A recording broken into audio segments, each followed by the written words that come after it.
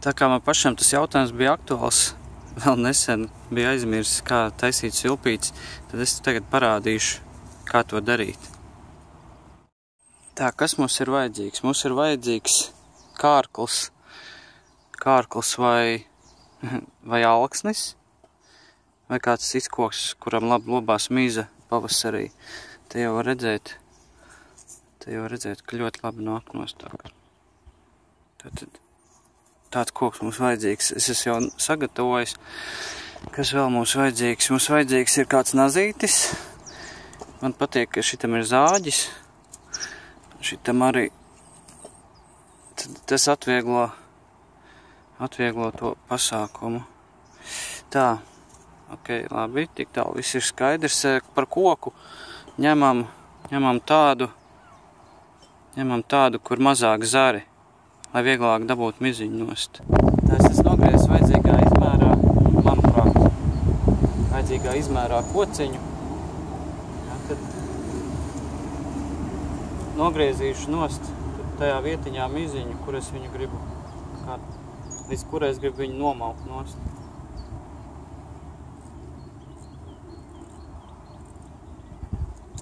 Parādīšu vispirms, kas ir. Tā, tad te var redzēt, līdz kurai vietiņai es ņemšu nost miziņu. Jā, tad re, kur zara vieta, jā, tad līdz tai. Un šitien es domāju taisīt to gropīti.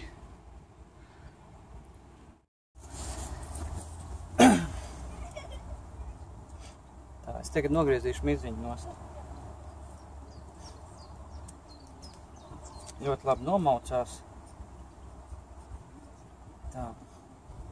Tagad es iegriezīšu tā kā to iemuti.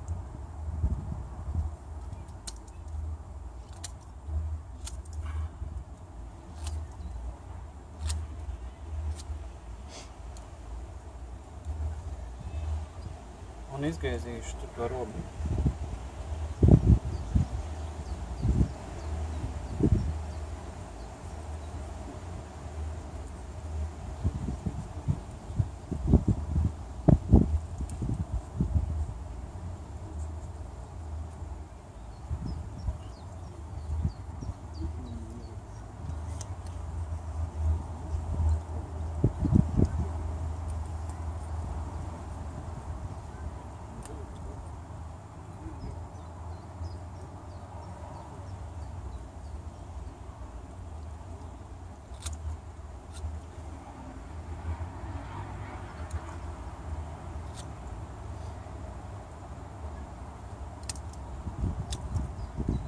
Šito galu man patīk uztaisīt tādu smukāku tādu. Tik asas malas.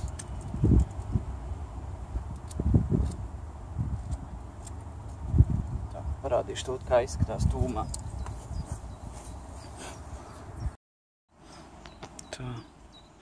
Asums grib aizklīst, bet apmēram tā izskatās. Re, kur tas iemutis. Tā mums pagaidām. Centos tā, lai paliek miza pēc iespējas vairāk. Tā, lai viņa ir gluda. Visi zariņi ir nost. Ok, laižam tālāk. Nākošais, kas mums ir jāizdara, mums ir jādabū nost miziņu. Un, lai to dabūtu nost, mums ir vai no ar kādu zemē nokrituši kokus. Mēs padauzam. Šo es bišķi nomizoju, lai nesabojā kārkla mizu. Var tikpat labi to darīt arī ar kādu naža aizmugurīti. Bet, nu, šitam ir nepatīk, viņš ir bišķiņ robains, tāpēc labāk ne. Nu, un daudzam šitā te katru vietiņu. Un jo rūpīgāk izdauzīsim, jo vieglāk būs nomaukt nost un mazāk iespējamība, ka saplēsīsim pašu miziņu, tā kā vilksim viņu nost. Šajā gadījumā es arī uzliku uz gludas vietas, tas nozīmē, ka daudzās ne tikai virspus, ko es situ, bet arī apakšpus arī tā kā dubults efekts. Iesaku. var likt uz kādu akmens gludu vai celmu vai kādu citu koku. Apmēram tā pagaidām. Tagad mums ir izdauzīta miza, un kā viņu dabūt nost. Man metode ir šito galu mutē un pagriezt. Ļoti labi izdauzīja, ļoti labi nomaucās miziņu nost. Tā kā man arī neieplīsa šitajās vietiņās, kur ir iegriezumi, citreiz saplīst, ja ir pārāk švaki izdauzīts. Tā kā tas ir izdarīts ļoti labi. Prieks pašam. Vēl par svilpītes koku izvēli. Jā, šitas es paņēmu tādu tievāku. Jā, arī labs variants. Es esmu jau pāris tāds uztaisījis. Vienīgais, ka jo resnāks kociņš, jo biezāka miziņa. Līdz ar to var vairāk kļūdīties, un arī pats svilpīte ir tāda saturīgāka, izturīgāka. Tā kā iesaku ņemt tādu resnāku. Jā. Šito es pēc tam uztaisīšu droši vien vēl kādu svilpīti. Tā kā tā apmēram. Tātad nākošais, kas mums ir jāizdara, es skatījos kolēģis forelists Vilau taisīja savādāk to svilpīti. Viņš grieza tā kā tādu dziļu gropi grieza iekšā, bet man teica mācīja savādāk. Man tas variants labāk patīk. Tā kā mēs darīsim, kā es darīšu. Es griezīšu šeit nost šo te. Tas būs tas iemuts, kurš ies iekšā šitien te. Un tas atlikušais gals ies iekšā šeit. Tā kā es tagad paņemšu, droši vien, ka zāģīti ir zāģīti, man labāk patīk, un nozāģēšu.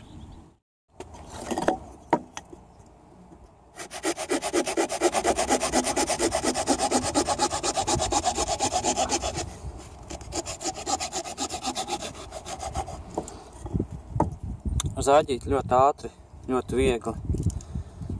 Tā kā ļoti noderīgs rīks. Tad šo te galiņu es vēl ar nazi bišķiņu apgriežu, ja tur kaut kādas palikušas daļas man nevēlamas. Nu tā apmēram pagaidām tas ir nogriezts nost, ejam tālāk. Tā, tad mums ir pirms ielikšanas miziņā, mums ir jānogriež iemutim nost augšējā daļa, lai ir pa kurieni gaisam iet iekšā, tā kā mēs pūtīsim. Tā. Neatceros īsti, cik tur bija daudz jāgriež. Svilpītes arī man sanāk kād 60–70% no tā, ko es taisu. Kaut kādas kļūdiņas vienmēr. Nebija tik daudz gadus taisīts, ka aizmirsies vienkārši viss. Labi, ka bija Google, paskatījos. Tur bija parādīts tieši tā metode, tā kā es kādreiz taisīju ar tēti. Tad varēja vismaz kaut ko arī izdarīt.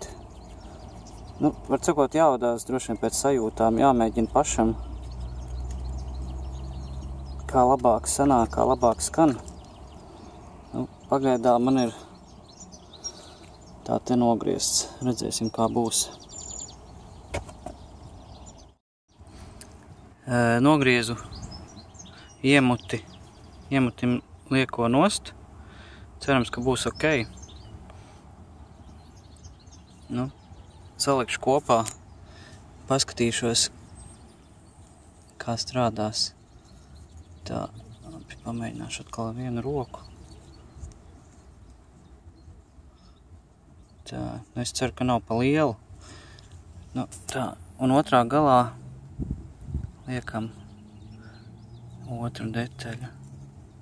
Man liekas, ka nav starpība, vai šitas ir augšā vai lejā vai sānā.